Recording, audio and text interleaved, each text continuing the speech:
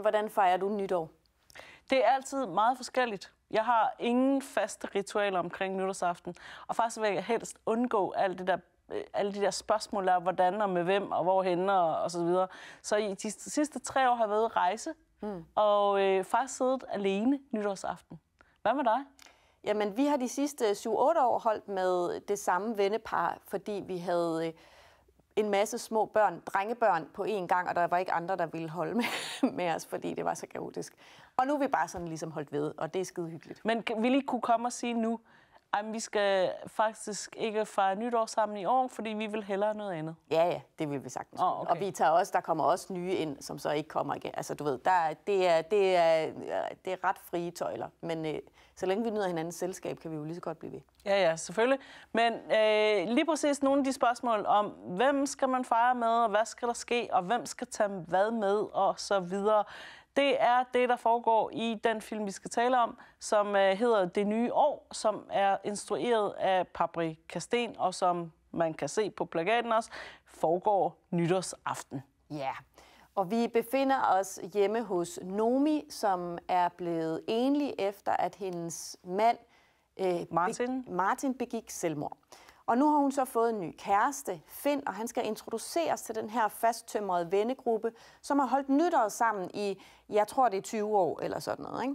Og vennegruppen består dels af Nomi, og så af Jens og Charlotte, som er eksmandens, var lige ved at sige, den afdøde mands bedste ven. Spillet Anders V. Bertelsen og Birgitte Hjort Sørensen. Jeps.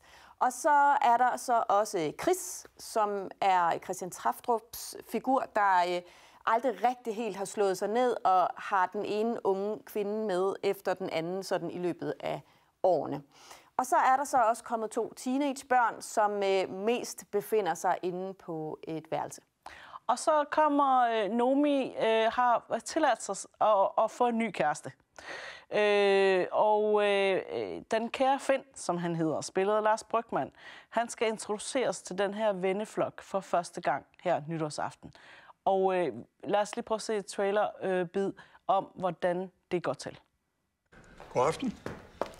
Hej, skat. Så er du lige der. Det er Finn. Hej, Finn. Dag, min ven. Han Finn, er han ikke også den første, din mor ser, siden det der med din far? Jo. Du har simpelthen taget kransekage med. Blomster er så kedeligt, så jeg lavet dit horn. Det skulle ske på et eller andet tidspunkt. Og han skal altså have en chance. Der har vi torskens øje her. Kvinder, der snakker om, hvad de har drømt, eller når mænd snakker om vin, bliver det kedeligere. Kan du lide ham?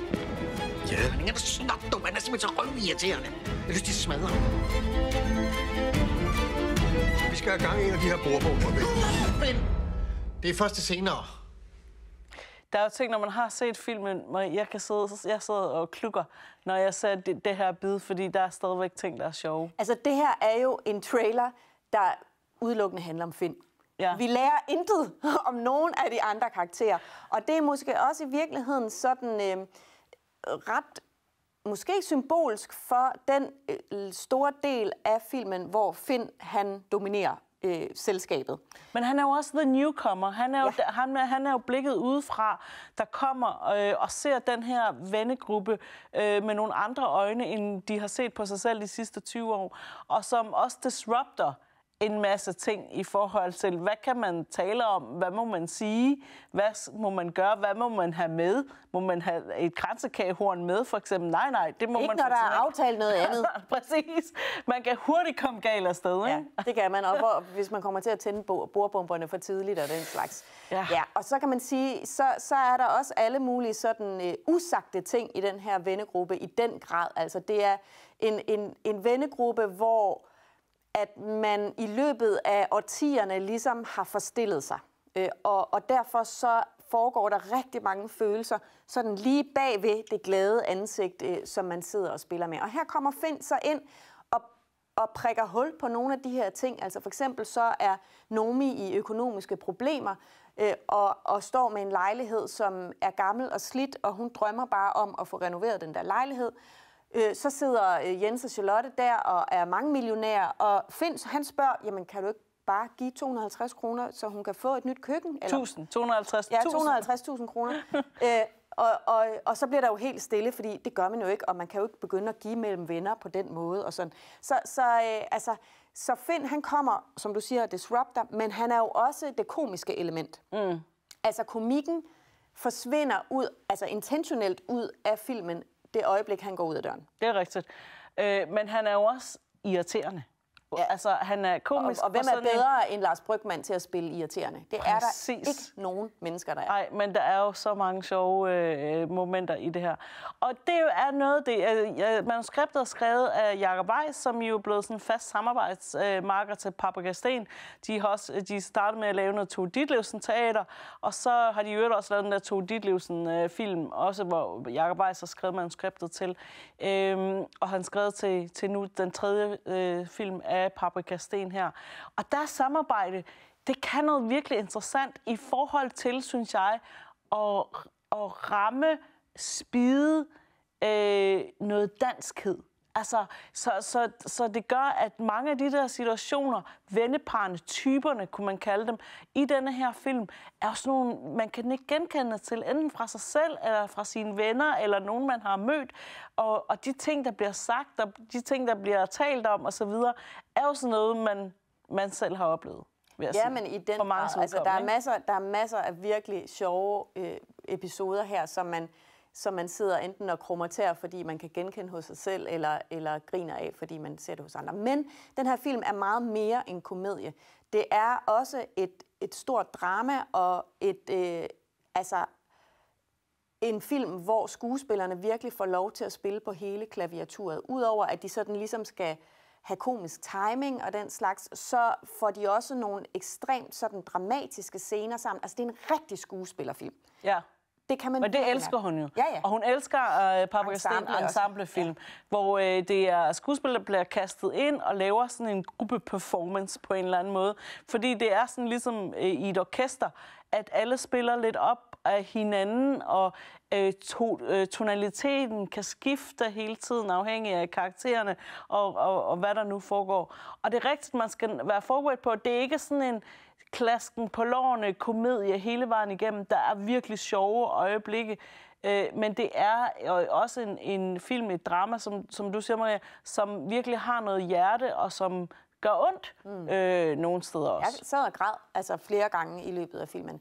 Der er et spor med de unge mennesker, som kører lidt parallelt med den anden historie, hvor sønnen til Nomi og Martin selvfølgelig er fuldstændig ødelagt af sorg og raseri og skyld og sådan over for det faktum, at hans far ikke er der mere. Og så er der så Jens og Charlottes unge datter, som ligesom går ind og er enormt sådan filterløs i forhold. Altså ungdommen er meget mere uden alle de her sådan forstillelser, som de voksne har. Altså hun stiller spørgsmålene direkte sådan, det må da være virkelig nederen, at din far han er død. Altså sådan egentlig ikke mere end det. Og det er bare simpelthen sådan et rørende spor, der virkelig tilføjer noget ekstra. Og det er jo også virkelig håbet, ikke? Altså, og det er de i alle filmene, ikke? Altså det er de både i Den tid på året og i Fædre og Mødre og i den her film. Altså der udgør børnene eller den næste generation virkelig der, hvor det er simpelthen, okay, der er håb for os endnu. Ja. I forhold til os gamle røvhuller, som sidder fast i alt det der, vi har gjort de sidste 20 år. Ja. Altså, så på den måde, der kan hun noget med, altså man kan godt, det er måske fordi hun har en baggrund som skuespiller, at hun kan det der med at trække nogle virkelig fantastiske skuespilpræstationer ud af de skuespillere, der er med i hendes film. Og det kommer virkelig til sin ret i denne her. Og så ja, altså nu hendes tidligere film, den første film, Den tid på året, en julefilm, allerede blevet en juleklassiker. Den bliver vist i december måned, og det er jo virkelig en vidunderlig film. Og jeg vil sige, vi har lige talt om fædre og mødre, om forældremødre og Aula og så videre. Var vi måske en mindre begejstret for en julefilmen, men med den her, så tror jeg, at vi kan sige, at hun i vores øjne i hvert fald er back on track. I den grad, altså. Og det udmønter sig i, at jeg kaster 5 meget flotte stjerner efter Den tid på året, var jeg lige ved at sige. Det nye år, altså hvorfor skal de også ligge så tæt op ad hinanden? Jeg er helt ærlig. det nye år får 5 stjerner af mig. For jeg synes virkelig, det er en skøn film, som kan rigtig meget af det, sådan en højtidsfilm skal. Altså, jeg kan sagtens se den ligge på en af hovedkanalerne imellem jul og nytår de mange år fremad. Ja. Og så synes jeg, altså, der er sjov, der er komik, men der er også de der stikpiller til os alle sammen i forhold til, hvorfor gør vi det, vi gør, og uden sådan tankeløst. Altså, måske skal vi lige stoppe op og lige præcis at være ærlige og turde vise, også til vores nærmeste venner, hvem vi er og hvad der egentlig foregår inde bag facaden. Så de stikpiller er der også i dramaet. Så jeg følger trop med dig og giver også 5 stjerner til det nye år, årets nytårsfilm.